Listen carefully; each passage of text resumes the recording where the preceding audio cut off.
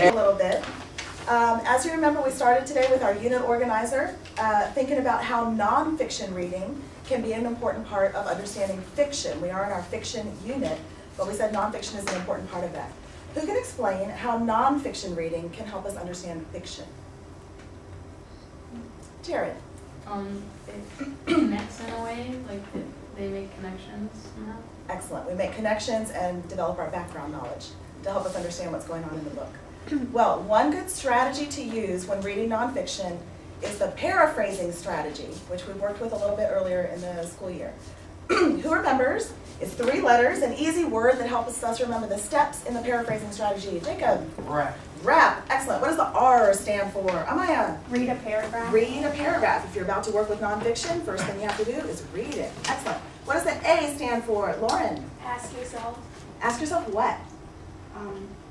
what are the main ideas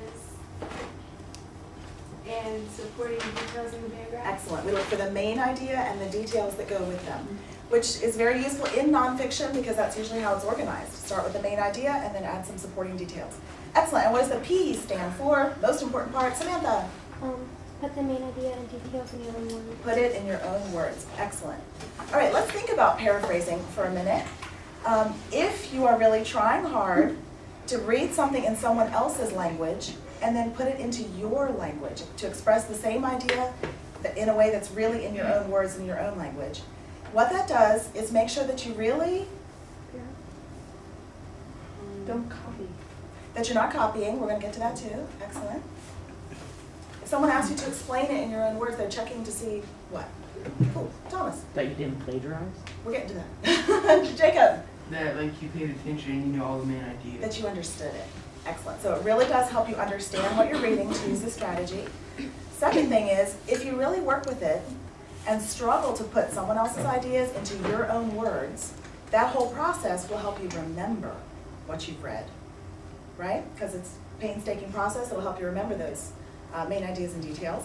And the third thing, if you're thinking about nonfiction and using that nonfiction for a research assignment, which is where we're going with this, it does help you to avoid plagiarism. I told you we were getting to that. So those are the 3 main benefits of the paraphrasing strategy, right? Helps you understand, helps you remember, and helps you avoid plagiarism. Excellent. All right, so we are going to get some practice using those RAP steps today. And this is a skill that does take time to develop. We've seen it earlier in the year when we did our research unit on the animals of India. And we got some practice then. Was it easy? No. It takes a lot of work. So this is a skill that we're going to continue to develop, and we'll work on that a little bit today. Let me ask you this. I'm going to put these guys on the spot, our wrestlers. Jacob or Robert, tell me a really tricky wrestling move that would take time, a skill that would take time to learn. Corkscrew. Corkscrew. Does that sound good? Someone told me fireman. Fireman's carry in the previous. Okay, let's say a corkscrew. I have no idea what that is. All right. Would you rather your coach say, okay, here's what a corkscrew is, go do it? Or would you rather watch the athlete do it and maybe talk to the athlete and say, what were you thinking when you did that move? How did you do that? How did that work?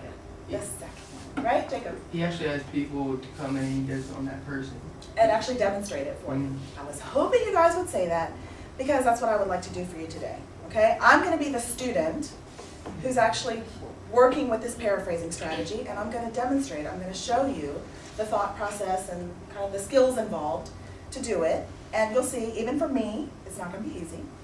But it's kind of your chance to watch someone do it and see what it's like to go through the process with that person. So the first part, I'm going to demonstrate how to do the paraphrasing strategy. And at that point, the only expectations for you is that you watch and think about what I say and what I do. Okay? Second step, I'm going to ask you to participate with me, and we're going to work on paraphrasing together.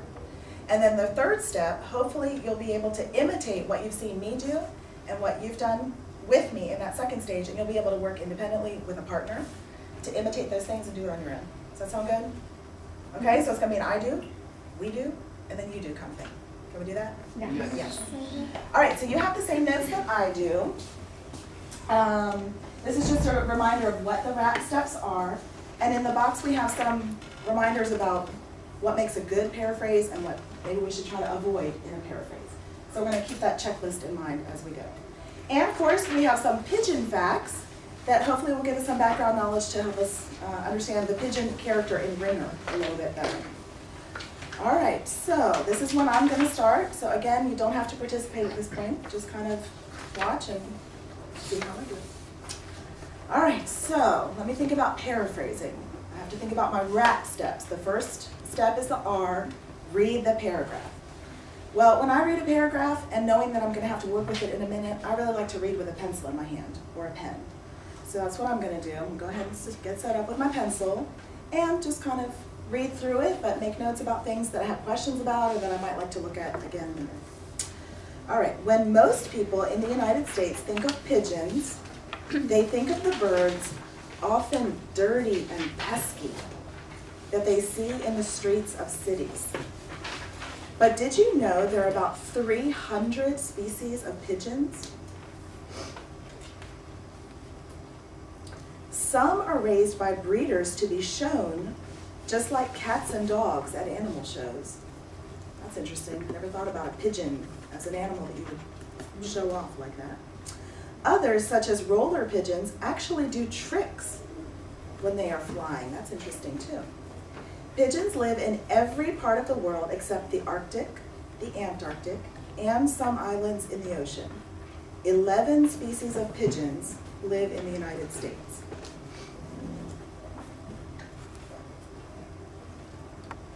All right, so we did the R, we read the passage. The A step is to ask yourself, what are the main ideas and details? Well, I have some ideas already, but I can't do all of that at once. Let me think about the main idea. I know that when looking for a main idea, the best place to check is the first line or the first sentence. So let me read that again. It says, most people think of pigeons as dirty and pesky and living in the cities. I would say that's my main idea, except it starts really bad about pigeons, and then all the details are actually kind of cool things about pigeons. So I don't think that's actually the main idea. Maybe the main idea is that there are different opinions of pigeons around the world. People have different opinions of pigeons. So let me see how I've thought about the main idea. I've asked myself some questions. Let me see how I can put that in my own words.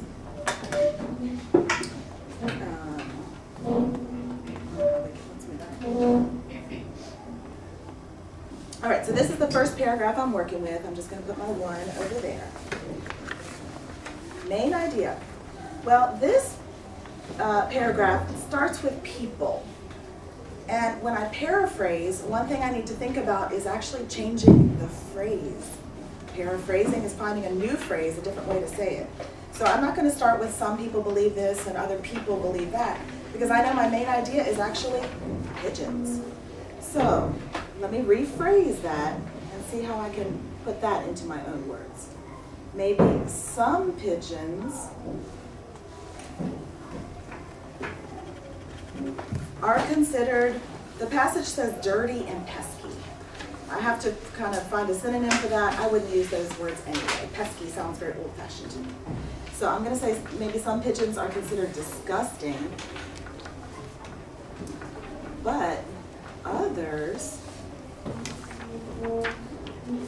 are believed to be beautiful. Which I don't think that word is used in the passage. But if we're showing birds in an animal show, somebody must think they're pretty. All right, so I kind of like that for my main idea statement. Let me look over the checklist and see if I did a good job. Is it a complete sentence? Well, pigeons is the subject, and then here's the verb, so I think so. Is it accurate? Is the information correct? Yes, I tried to work just from the passage and not put my own ideas or to change the information too much, so I think it's correct. It says it's from the passage, no outside info. I think I'm safe on that one. Is it meaningful? Let me think. If I walked up to some stranger on the street and said this, some pigeons are considered disgusting, but others are believed to be beautiful. Would the person get any meaning out of that? Would that be meaningful to someone? I think so. I think that does kind of capture the main idea of the paragraph. It's not repetitive. I don't have to worry about that too much. I have to think about that when we get to the details. I don't want to repeat the same information I've already said in my main idea. not copy exact words or phrases. I tried really hard not to copy exact words and phrases. And again, it's not too general. If I went up to someone on the street and said that, they probably would understand specifically what I meant. So I think we're okay for the main idea. Let's think back about the details. I already have some ideas in mind. One interesting detail is this number. There are 300 species of pigeons. So again, thinking about my rap steps, I've read the passage. I'm asking myself, what are the important details at this point? I kind of like that one about the number. And I think this last part, explaining where they live in the world, is also an important detail. Again, if we're talking about different kinds of pigeons and the different ways people think about pigeons, I think that's important. Okay, so let me look at this sentence. I'm about to put it in my own words at this point. It says, there are 300 species of pigeons. Well, again, when I paraphrase, I don't want to take the same phrase and just plug in some synonyms here and there. I want to change the phrase completely. So I'm not going to do the there are. I'm going to start with pigeons again. That's my main idea. I'm going to stick with that. So, pigeons come in 300, let me think, species is kind of scientific. That's not really my own word, and I probably need to change it anyway, so I'm not too close to the passage. So, maybe breeds, 300 breeds. 300 kinds is maybe too general. Again, if I went up to the guy on the street, he probably wouldn't know what I was talking about. 300 varieties. I kind of like that, 300 varieties. Oops.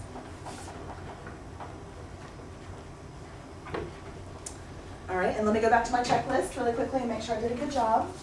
It is a complete sentence. We got the subject and the verb. I think it's correct. That is the correct information from the passage. I don't have any outside information. It is meaningful. If I went up to that guy on the street, I think he would understand what I was talking about. It doesn't repeat anything that I've already said. And again, I tried really hard not to copy the exact words or the phrases. Of course, some words you can't paraphrase, like the word pigeon. That's the main idea. We're not going to paraphrase that. And that number, I could have said several hundred, but again, so that it's not too general, I kind of like keeping that number there in that paraphrase. All right, so I made it through the rap steps yet again. And the third time we need to go through it is to find our second detail. So we've read the paragraph. We're asking ourselves about a second important detail. We already have an idea here about where the pigeons live, how many there are in the world. And again, it's time to put it in our own words. Well, this sentence that I'm looking at, it starts with pigeons. So I don't want to start my paraphrase. I want to change the phrase. So I'm actually going to take that there are that I didn't want to do last time. It's from up here. I'm going to put that here with this information. That way I have changed the phrase. Okay, so there are, it says pigeons live in every part of the world except these cold places and so forth. So I'm going to say there are pigeons in almost every country, including our own. So that way I have that little bit of information about the United States, but I didn't have to say the United States.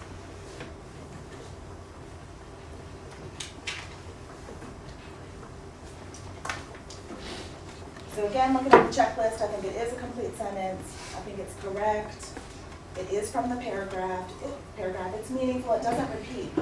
I tried not to use the same words or phrases. It's a little bit general. Again, if I told that to the guy on the street, he doesn't know exactly which countries are excluded, as it says in the passage. But I think that's okay. It's a paraphrase. We don't need to include the exact same information. So I feel like I was pretty successful with the rap steps. Do you guys agree? Yeah. Yes. And was it easy for me? At this point, you can participate. Was it easy for me? Yes. No. Hopefully, you saw me going through the steps, really relying on those steps.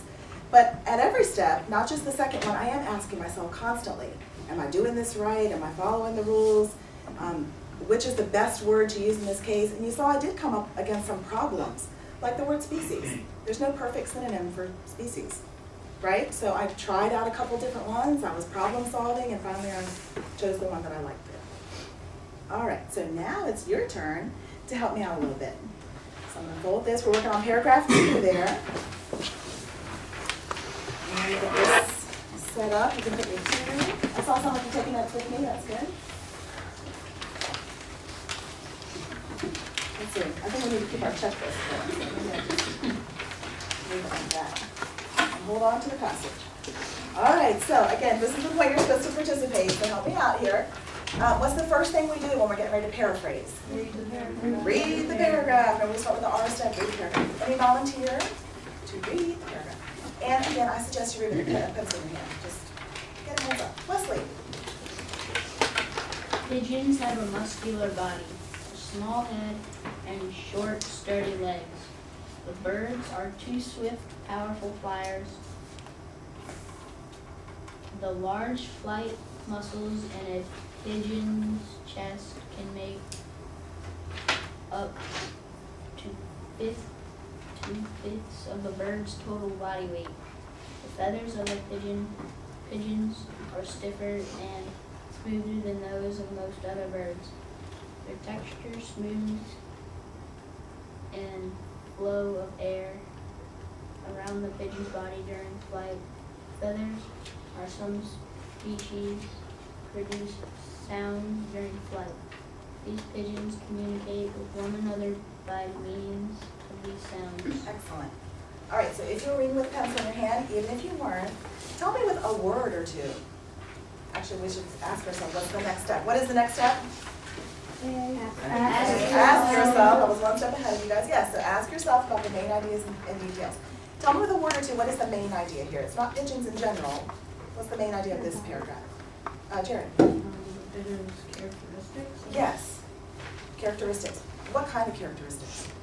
Characteristics of what exactly? Maddie? Like what they look like? Yes, physical characteristics. What were we going to say, Maya? Like the natural behavior. Well, it's not the behavior so much. Oh. Look at the very first line. Did you underline a word there? What's the key word in the very first line?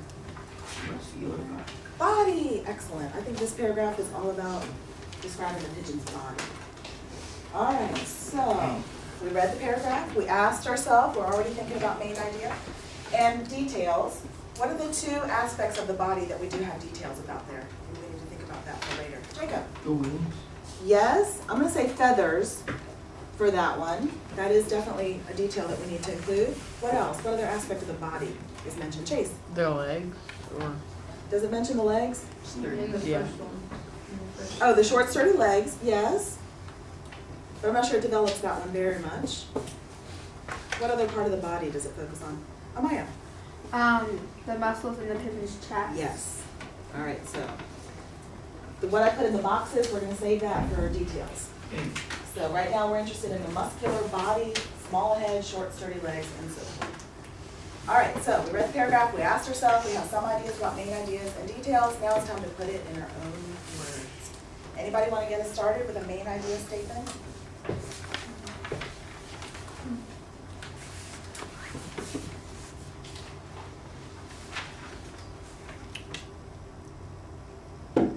Jared? I would say there are many physical characteristics of a pigeon's body, I guess. There are many physical characteristics of a pigeon's body. Yeah. That is good, except are there many? No. I guess if you include the legs, Yeah. then it could be a couple more. Several. Several is good. Maybe we should focus just on The body. let me ask you this. All the details about the body, what are these characteristics for? What's the pigeon's job in life? What's the pigeon doing with this little body that it has? Sarah? Helps them fly. It helps them fly. So I think what we could do,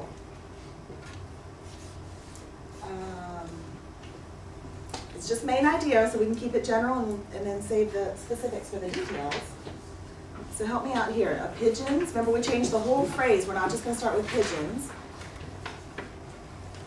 So a pigeon's body is, think about what Sarah said, the job of the pigeon is to fly. Can I finish my sentence? What do you think? Jacob? A pigeon's body is fit for flying. I love it. Fit for flying. Excellent. I was thinking something like the pigeon's body is built for flight, but yours is nice too. Fit for flying. Very good. Nice alliteration in there. And, so back up, let's check our checklist really quick. Is it a complete sentence? Yes, the subject is body, we have our verb there. Is it correct? Yes, I think that is supported by the passage. Do we include any outside information or our own ideas about pigeons? No, we got that right from the paragraph. If you went up to the guy on the street, would he understand that? Yes, so it's meaningful. We didn't repeat anything, and we tried hard to use our own words. I think we did a good job. All right, so our first detail, again, we're going back through the steps. We've read the passage, and we already have an idea. We have the main idea done. Now we're asking about the details in the passage. We said we're going to focus on, it says, the large flight muscles in the pigeon's chest make up 2/5 of the bird's total body weight. Anybody want to get us started on that one? How to put that in our own words?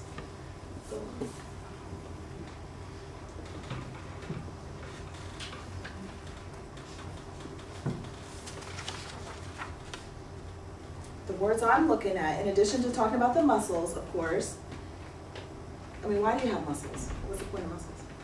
To Make you strong, right? So I'm looking at the word powerful, but we can replace that with strong, or think about strength, maybe use that in there somehow. And, excuse me, if you're talking about the bird's body weight, that these chest muscles make up the weight, that means the muscles are very heavy. So who could put that to? Maybe use the word strong in there somewhere, use the word heavy.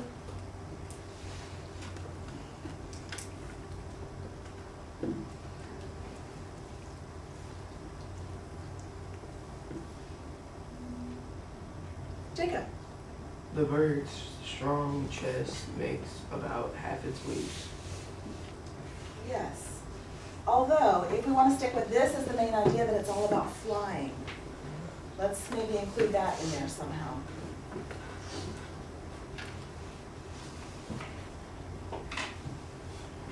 Can we paraphrase the word chest? Chest of a bird. Upper body. That's kind of nice, isn't that? Nice, Maddie, yeah. Can we paraphrase the word muscles? No. Probably not. Okay. So, anybody else? Sarah? The bird's muscles help the pigeon land. Well, I don't know if we can say it helps it land. We don't know that from the passage, but it does help it fly. All right, let's put all of that together and say the heavy,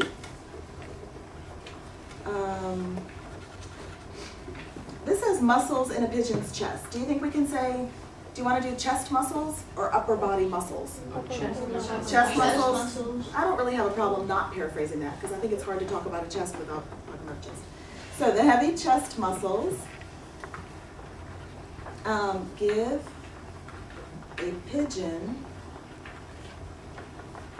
the strength to fly. Right? So we did kind of take that idea about powerful flyers and the body weight, but we really did put it in our own words and change the phrase as well. You think it's pretty good? You don't need to do the checklist again. All right, and now the second detail we said we're going to work with is the feathers, which is really all of this. So read that over again and think about how we can paraphrase the information about the feathers.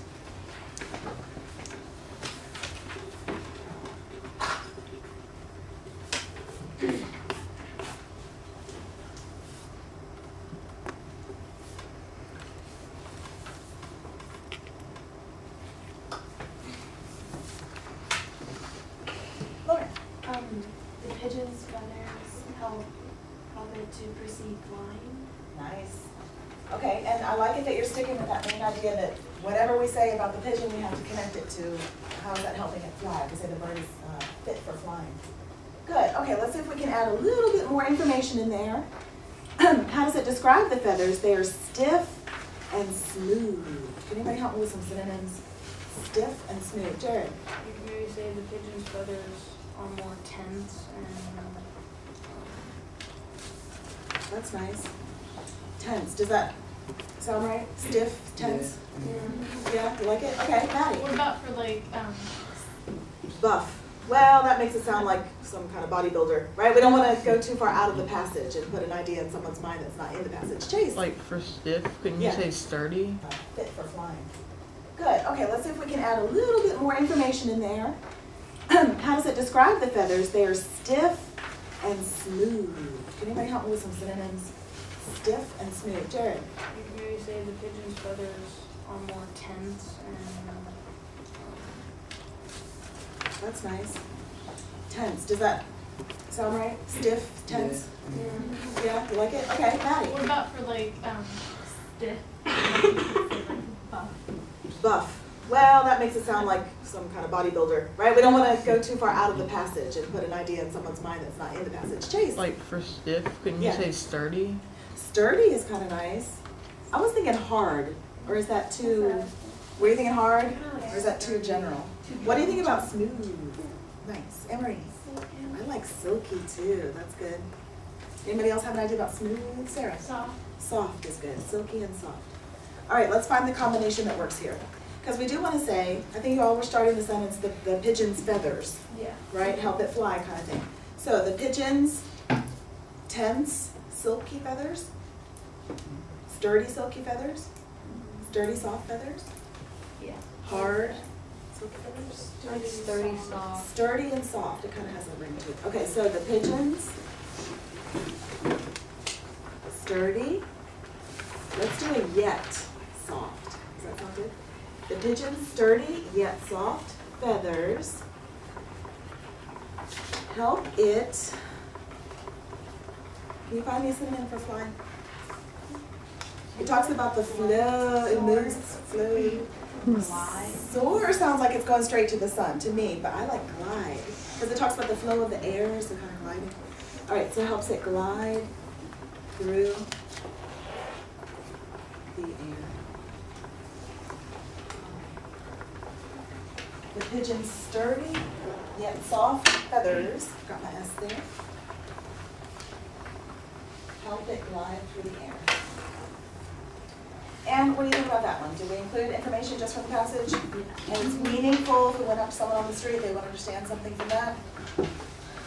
Yes? And did we try hard to use our own words and our own phrase? Yes. All right, so let's review just a minute. Hopefully, you saw me go through the steps many times in my own head, and we use the steps together. Tell me again, what are they? Oh. Read the Read the paragraph. Ask yourself what? The main Excellent, and then? Yes. The P is put it in your own words. That's where the hard work is. And as Maddie said, that's the gist of paraphrasing. If you can put it in your own words, then you are paraphrasing. And do you remember the 3 reasons why paraphrasing is a great strategy to use with nonfiction? It's a good study skill to use in other classes as well. 1, it helps make sure that you Don't pay attention. Yeah, you guys always want to skip to that one first. To me, that's the 3rd one. Because that's really only if you're doing research, you have to worry about that one. But if you're reading your social studies book, you have to make sure that you No. understand it. So when it comes time to take a quiz or whatever it is. All right, so it checks to make sure you really understood it. Secondly, it helps you remember it. If you spent all that time thinking about feathers, you're going to remember those details about the feathers, probably. Right? And then the 3rd reason, if you're doing research, it helps you avoid Excellent. All right, so that was the I do, then we did the we do.